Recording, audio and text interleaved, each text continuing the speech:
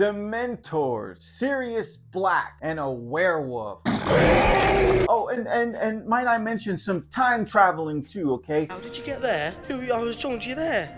No, you're there. This movie is awesome. What is up, everyone? Welcome back to Nobody Asked But, and it is fall, y'all. We are finally in the season of fall, which means Harry Potter, bro. Harry Potter on ABC Family, Harry Potter on HBO Max. You can get the whole series, and we're gonna be talking about the one that I love. And I know a lot of you out there, this is your favorite one too, man. It's Prisoner of Azkaban, directed by Alfonso Cuarón. Man, this movie brings in the depth, the darkness, all that gravy to the Harry Potter universe, and it mixes it up, man. It brings in a new flavor. I want to say just a new experience to the Harry Potter realm with the third one. And we're going to talk about it today. Nobody asked you, bold boy. To the chillness of the leaky cauldron, to the chilliness of the introduction of the Dementors, there's an essence of freshness to this film. The Prisoner of Azkaban, I feel like it found its perfect director. If like Harry Potter in itself found its director when Alfonso Cuarón showed up and took the reins from, I believe it was Chris Columbus. Before David Yates took the helm of the movies going, giving them like this dreamy, distinctive look and diving deep into Harry's evolving journey to defeating Voldemort. Before Mike Newell took on Goblet of Fire, which, you know, nobody asked me, that could have been a lot better. But have you seen that book, bro? He had a lot to work with. Alfonso Cuarón had us believing that this world was real. He brought a groundness to the Harry Potter films, to the material that made it just seem like it was right next door. Also, it brought in the darkness that surrounds Harry Potter. Because in the previous ones, it was very golden. It was very warm. It was still like a layer of innocence. But even in the books themselves, you could see that they started going darker into the grays and the greens and everything like that. This is the same with Prisoner of Azkaban. Now comes the days of fear and death. We have a killer on the loose. Sirius Black, you mean?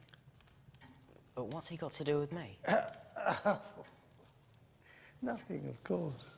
You know, we have a new villain coming in. We're deviating from Voldemort because we always got Voldemort in the previous ones. This is the only one, I believe, out of the series that doesn't have Voldemort as the main villain. Enter new man, Sirius Black, played by Gary Oldman, who's familiar with the supernatural, being such a great actor and being able to portray this convicted killer, quote unquote. It deviates from Voldemort, and so we have Cuarón sets up different fears. Sirius Black is under that category when it comes to fear because he's an escaped prisoner of Azkaban, and everyone believes that he's coming after Harry to kill him. Sirius becomes a connection to Harry's past, being that he knew his parents and supposedly betrayed them. They wrongfully accused Sirius Black, but we don't know that. You know, that's the we don't know that, okay? That's a secret. And so the battle Harry is dealing with is a lot more personal now than a giant snake or, you know, a stone. This one is dealing with his parents' past, getting over fear, as well as death literally comes knocking on his door when it comes to how Prisoner of Azkaban portrays death is the Dementors. I believe the Dementors, they are ones that not only look like the Grim Reaper, but they have the potential to suck out your soul. They're frightening, but we'll go into that later. Now, is this Harry Potter the best one?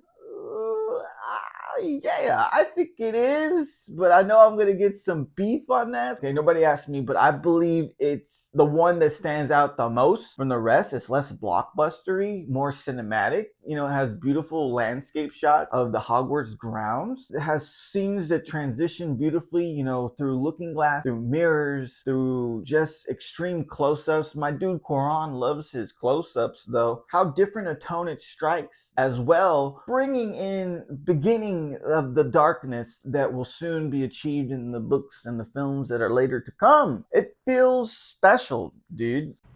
Harry, open the door. Let's just talk about the beginning shot. You know, not the Lumos part, but afterward when Aunt Petunia is asking Harry to open the door. You know, nobody asked me, but I believe that's the symbolism to a new style. He's opening up a new style, we're opening up a new experience, and it's separating us from the innocence of the first 2 years, putting us into a more believable sense of this world that still has much more to show us. Like, it just feels like it's not part of the series, but it is. It's how it should truly be seen. You know, one thing I love, he uses the Whomping Willow and this bird to keep track of the seasons as they're in Hogwarts. And I love that. It's like a palate cleanser that also gives some depth to not only the characters who go to the school, but the school itself. The school has life. And you know, this is the first time we see Hogsmeade, and that's just really fantastically done. You know, dude, no wonder people want to go to Harry Potter World, because it's like, yo, if it's like that, I want to go too. I have not gone. My sister has gone to Harry Potter World and she just cannot stop raving about it. You know, I have yet to go, but when I do go, I tell you what, I'm going to get that cotton candy a homie got right there. That's what I'm talking about. I'm going to go all off on that. Death is much closer to Harry this time. It's much more closer. You know, you have death in the form of what they say Sirius Black is accused of. You have death in the form of the Dementors. You have all these things going on, but yet it's still such a personal story for Harry. He learns more about his parents through the guidance of Lupin, played by David Thewlis. I hope I said that right. Excellent, might I add, at playing Lupin. He has such charisma, such swagger, and yet there's this sense of mystery. Just like with Gary Oldman, these guys have been doing this stuff for years, so they bring such a great matureness, as well as the new Dumbledore, Michael Gambon. You know, he comes on and just blows it out of the park as Dumbledore, being this cool, laid-back, hippie type, you know, wizard, and sparking great thought, because he drops like these one-liners, like, you know, happiness can be found even in the darkest of time. One only remembers to turn on the light.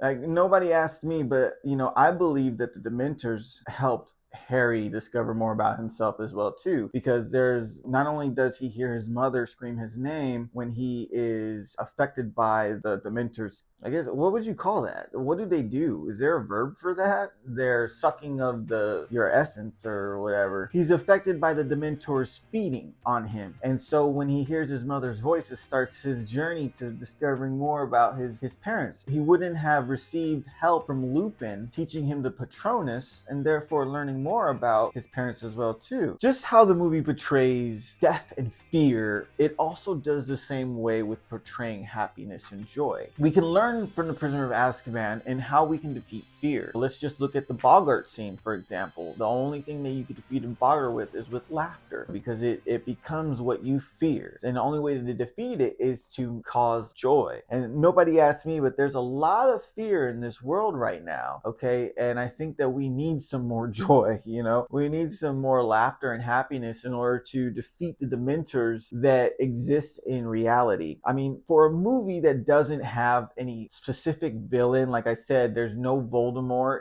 it still manages to create a level of uneasiness, okay, of fear between the Dementors and the tenseness of Sirius Black lurking in the depths. Again, is it the best one? I think so. I like to say it is the best one.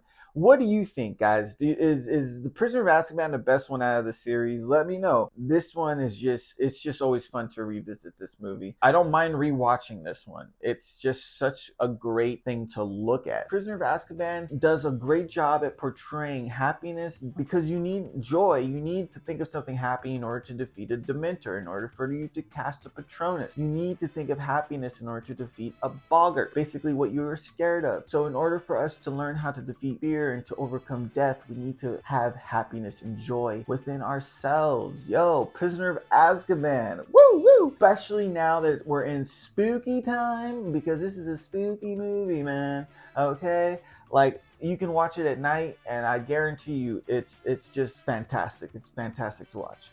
All right, and if you're looking for more on Harry, yo, check out these reviews that I did for the first one and the second one. And until next time, guys, I will see you in the next episode. This is Nobody Asked, but I'm Tarek Bryant. And go on HBO Max and watch Prisoner of Azkaban. I will see y'all in the next one. Peace out. Nobody asked you, bold boy.